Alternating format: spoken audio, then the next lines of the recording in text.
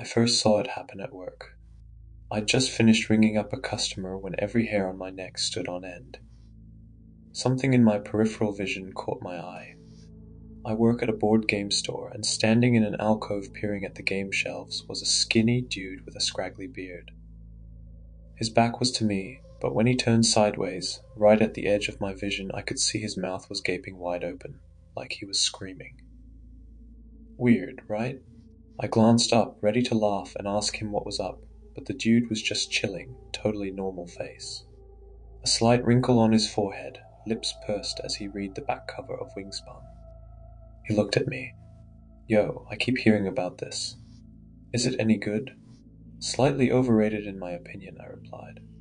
But many people do seem to enjoy it. I'm trying to find a game my girlfriend might play. She's not really into board games and doesn't like competitive stuff. You have any good co-op games? Might I suggest a roll and write? Technically competitive, but you can't attack or interact with other players, and mostly do your own thing on your board. They're also very beginner-friendly.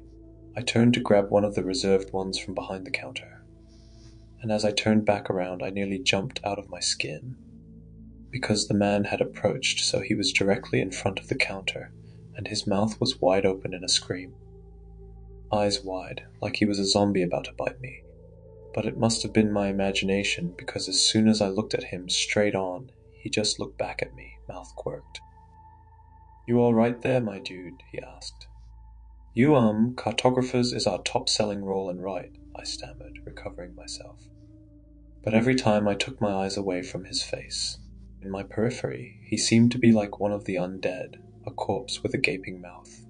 I decided to ignore his behavior in the hope that he'd stop. He placed an order for cartographers, and I told him I'd give him a call when his copy came in. As I took down his details, much to my annoyance, he did not stop, but continued to stand in my periphery, silently screaming. The next week, when I went in for a haircut, the guy sitting a couple of chairs over was also playing dead. He appeared to be slumped in the barber chair, head lolled to one side, blue eyes wide and unseeing. But the stylist kept flitting around him, scissors snipping, and when I turned to look at him directly, he was no longer playing dead, but instead speaking to the stylist, one hand gesturing from under the cape. Yet when I looked away a moment later, gone were his gestures. I could hear his voice, but he appeared to be lying motionless in his chair in the corner of my eye. A corpse. When my haircut was finished and I looked over again, he was gone from the chair. This just kept happening. Honestly, I thought it must be some sort of online fad, with people randomly pretending to be dead. The internet has spawned stranger pranks. I don't have much of an online presence and don't keep up with popular memes or TikTok trends, and in my head it made sense. It remained a relatively rare occurrence for me, and mostly happened in large crowds, for example, the airport. That was where I finally figured out the cause. I was on my way to visit family, going through airport security. A little farther behind me in line stood a young couple who were pretending to be corpses whenever I stopped looking at them. It was annoying, and I kept turning my head quickly, hoping to catch them in the act, but they were always behaving normally the moment I looked directly at them. And of course, what should have tipped me off is that no one else in the line was reacting to their behavior. Only I could see it, but at that point I was still acting under the assumption that everyone else was in on some new TikTok prank, and I wasn't. I'm 42 and definitely give how do you do fellow kids vibes by today's social media standards. So anyway, I put my belongings on the conveyor belt, and the couple in my periphery were now 100% normal. Finally, I thought, they stopped pretending. But the moment I collected my stuff and turned around, I nearly shrieked because both of them loomed next to me, standing slouched, faces contorted into death masks. You can't see sharp details in your periphery, but you can catch when someone is making a terrible dead face. But when I looked at them head on to tell them to cut that shit out, they were both normal, staring at me like I was the weird one. The woman actually hid behind her partner.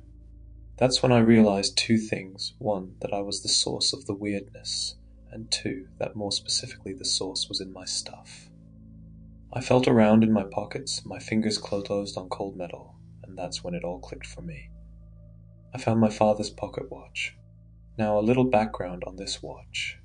Dad gave it to me the day before he died. It's cracked and doesn't run. He'd had it for as long as I can remember, and when I was little, I asked him why he always carried a broken watch. He told me it was a family heirloom and that the cracks didn't matter because it told time in a different way. Those were his words. When he finally passed it down to me, he looked troubled as he told me, "I don't know if it's a blessing or a curse to be able to see the things it shows." My father told me to sell it, but I never could bring myself to. Dad was always very soft-spoken and polite. He ran an antiques shop that closed after he died. I think he wanted me to run it, but I never had the passion or the interest. Our lives just took different paths. The watch is the one antique he made sure to give to me. What I'm still trying to figure out is why. Because as far as I can tell, there's no ambiguity about it. The damned thing is definitely cursed. See, once I knew the source was the watch, it all fell into place. At the end of that family trip, when I came back to work, I followed my hunch and looked up that guy who ordered the cartographer's game. He never came back to pick it up when it came in. I'd kept it sitting on the shelf for him, even though I should have just put it out on the main shelves for people to browse.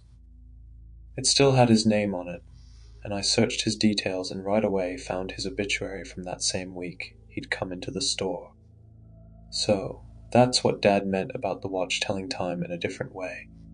If I'd known what was going on back when the customer ordered the game, I could have warned him. Could have let him know, "Hey bud, maybe grab something that's in stock currently." Better yet, forget the games. Go do whatever it is you want to in your last hours of life. Start checking off that bucket list. Maybe buy something more meaningful, since it'll be your last chance to give your girlfriend a gift. But would he have listened? Looking back, I remember when I was a kid how things would happen with Dad that didn't make sense at the time. He'd get in random arguments with strangers.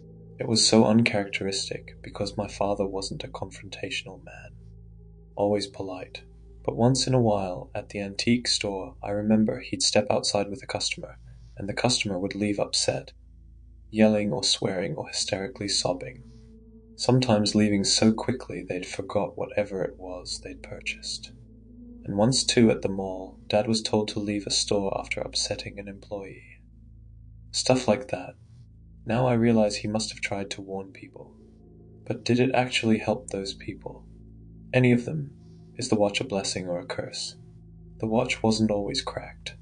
Somebody cracked it, hurled it against a wall or the floor, maybe in a moment of frustration. Maybe my grandfather, but he didn't throw it away. He passed it to my dad. Now I wish Dad had sold it, wish he'd given it to someone else. I know it's not his fault, everyone has their time. But there are some things that maybe people are just better off not knowing. And maybe Dad thought warning people was the right thing, but I'm team curse on this one. Knowing is definitely a curse. I'd rather not know. I should have thrown this watch away. But like my father and his father before, I just didn't. Now it's too late. I'm sitting here at home, and every time I pass the bathroom mirror, every time I catch a glimpse of my reflection at the edge of my vision, it's just too late to unsee my own dead eyes staring back at me. Thank you for listening till the end. If you enjoyed the story, don't forget to like and subscribe for more chilling tales. Let me know in the comments what scares you the most. Until next time, and be careful in the dark.